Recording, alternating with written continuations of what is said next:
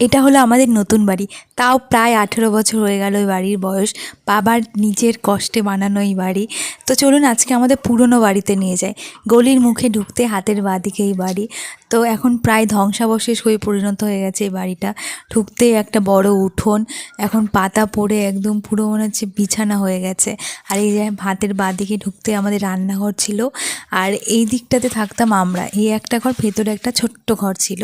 আর এই দিকে থাকতো হচ্ছে জেঠুরা, এই সাইডটাতে। তো জেঠুরাও এখন থাকেন না এই বাড়িতে, প্রায় এখন একটা অচল বাড়ির অবস্থা পরিণত হয়েছে। আর ওইদিকে ছিল আমাদের বাথরুম, কলপার, উঠোন, আর উঠোনে বড় একটা আম গাছ ছিল, আর এই যে এখানে তুলসীতলা ছিল।